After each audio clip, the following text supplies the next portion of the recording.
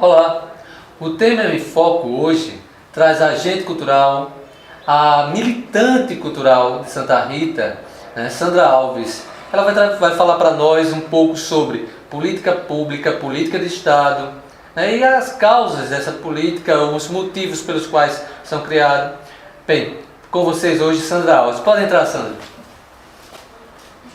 Olá, Olá, bom dia. Bom dia. Seja bem-vinda. Que bom estar aqui para falar de um tema não muito comum ainda para a população, né? E assim, política pública ainda não é um tema que faz parte do cotidiano das pessoas, né? Que não estão dentro das rodas de conversa, que não está na mesa de bar. A mesa de bar, às vezes, ela fala da política, né, em si, mas das questões de políticas públicas. Ela ainda não tem esse espaço. Como também nas calçadas, né? Santa Rita ainda usa a calçada para conversar. E a gente não tem esse assunto debatido, estudado, questionado, né? As escolas também ainda não têm esse espaço de discutir, de conversar sobre política pública.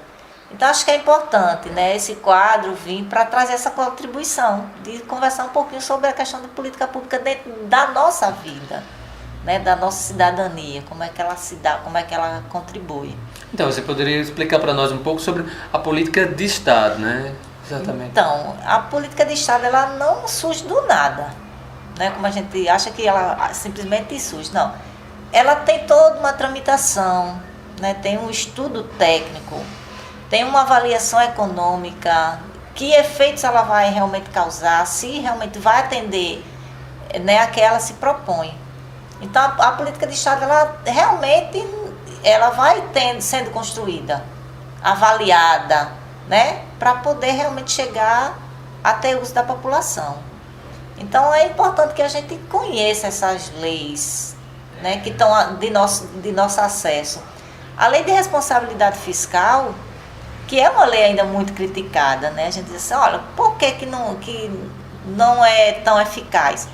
Ela vem trazendo suas informações e tem realmente trazido efeito, né? Tem agido dentro da questão da lei de responsabilidade fiscal. A gente já tem vários exemplos de políticos, gestores, que foram realmente sentenciados dentro dessa questão da lei de responsabilidade fiscal. E que bom que eu acho que hoje a população começa a entender, começa a discutir, começa a se posicionar, né? Que também é o caso da lei da transparência, a lei de acesso à informação. Que bom a gente hoje ter acesso a essa informação, né? Saber onde está sendo gasto o dinheiro público. De que forma está sendo gasto o dinheiro público? De que forma, né? Que antes a gente não tinha nada disso. As licitações, como é que elas se dão? Quem participa da licitação? Né? Então a gente vê casos ainda de fraudes em licitações, mas hoje a gente consegue acessar essas informações. O portal da transparência vem surgindo tudo isso, então é interessante que tudo isso está dentro dessa cadeia da política pública para a gente poder realmente entender e garantir o que a gente precisa, né? Então, eu acho que hoje precisa que o estudante pesquise, o professor, o cidadão comum que participe das sessões, né, na Câmara, que discuta o orçamento, né, a questão do orçamento participativo. Que reivindique política, né, política de governo, política pública. Né? Então, mas para isso ele precisa também conhecer um pouquinho. Exato. Né, o que é que eu tenho direito, até onde eu posso. Então, hoje as políticas elas têm sido construídas muito com essa participação popular. Né? Quando você faz o orçamento participativo, o orçamento democrático, independente de que nomenclatura ele receba, quando você faz a consulta popular, quando você abre uma sessão, né, especial, ou quando você abre a audiência pública para que a população venha, que discuta, que opine, que traga contribuições, eu acho que isso é importante, né, para esse processo. Então, já que é tão importante esse tema que a gente trouxe, né? Quer dizer, que como você disse logo no início da nossa entrevista, não é um tema, por exemplo, que se fale em mesa de bar, a gente fala na mesa do café. Então vamos continuar lá? Vamos sim. Pode sentar aqui, Sandra. Fica à vontade. Deixa eu colocar aqui. Então, depois a produção também está convidada a tomar esse cafezinho. Tá.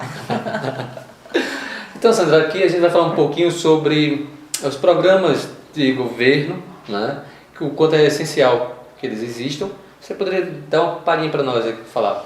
Então, Celso, hoje há uma necessidade de programação, né? Que o governo, né, ele tem esse plano governamental. Como é que eu vou conduzir a minha gestão nos 4 anos? Né? Então, o que é prioridade? O que é que atende realmente à população? Porque hoje a população ela vai discutir, né, questionar, entender, se aproximar da gestão, na verdade. A gente vê hoje que os movimentos sociais, eles são contribuintes dentro dos governos. Sim, né? E algumas políticas de governo são criadas a partir das reivindicações dos movimentos sociais. A partir dessa necessidade. Então, precisa que haja um plano governamental, para que haja um melhor efeito sobre essas políticas também de governo. Né? Como é que elas vão acontecer, como é que elas vão se dar, até onde elas vão atender. Outra coisa que a gente vê é a questão das políticas de cotas. Né? Como é que essas políticas de cotas elas surgem?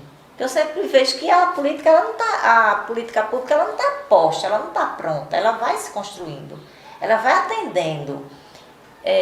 Desde 1968, quando foi criada, né, a lei do boi, imagina que interessante a gente vender a lei do boi. Será que era uma cota de venda de boi? Né? O Brasil tinha que vender. Parece, né? Mas não era isso. A lei do boi ela veio para suprir a necessidade dos filhos de fazendeiros, para que eles tivessem acesso à universidade para estudar a prática agrícola e a veterinária. Então a gente vê que as cotas elas vão surgindo dentro de necessidades da população. Então hoje tem várias cotas, né, que vão sendo atendidas, e quando elas forem atender essa demanda, elas podem vir a deixar de existir. Né? Então, eu acho bacana isso, essa transformação, né? Essa mudança, essa flexibilidade também dentro dessas políticas que elas vão surgindo de acordo com a mudança social, com a mudança econômica e também dentro da maturação de consciência das camadas sociais.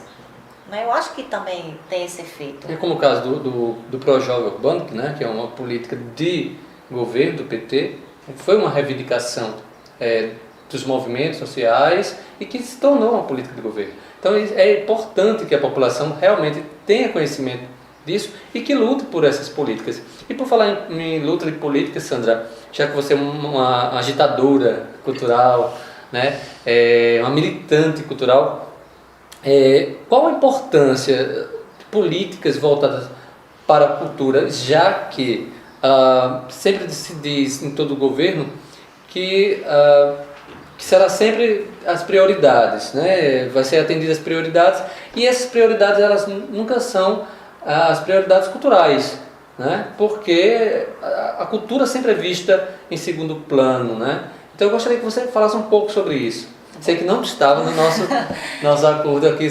Eu acho que a política de cultura ela está saindo desse segundo plano, né? A cultura estava muito atrelada à questão da educação. Sempre era a Secretaria de Educação e Cultura.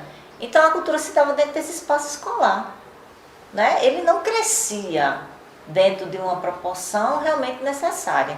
Então quando ela sai dessa junção e ela passa a ser uma política separada, então vai ganhando outro tom.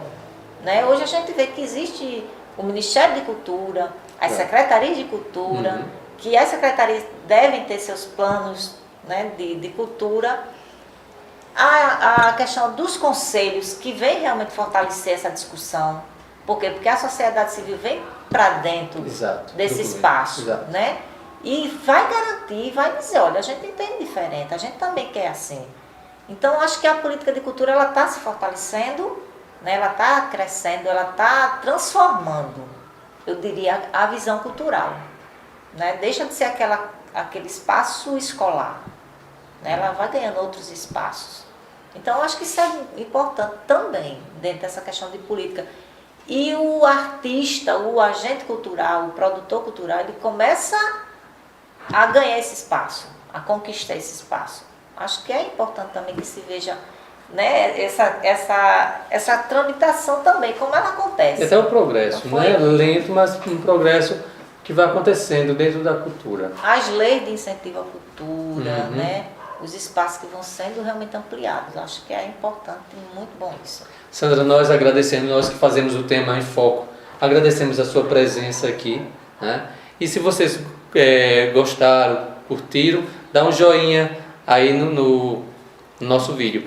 E diz também quem você gostaria de ver aqui no Tema em Foco. Mas antes, nós temos aqui um presente para lhe oferecer, né? Lhe entregar aqui a camisa do Tema em Foco. A gente bate papo e ainda ganha presente, olha que bom. Aqui Santa Rita TV, né? E Santa Rita em Foco, que o Santa Rita TV é um portal, né? Santa Rita em Foco é um portal e o Santa Rita TV é exatamente mais uma extensão do Santa Rita. É assim, né? Vê a Rafael Freitas assim, ampliando, né? Ampliando isso. E na verdade a produção aqui da camisa é o W Blues, exatamente. É o que fez a camisa. Bom, vou vestir. Já estou vestindo essa camisa, né? Então. Você sempre vestiu a camisa do incentivo, da cultura, né? E da luta em Santa Rita e em Cruz do Espírito Santo e por onde você passar. A minha camisa, né? Então, agradecer de novo, né? Esse espaço, essa participação e dizer que eu estou querendo ampliar essas discussões também. Ótimo. Okay? Então, até o próximo programa. E um cafezinho para terminar essa... Se brinda com café? Não sei.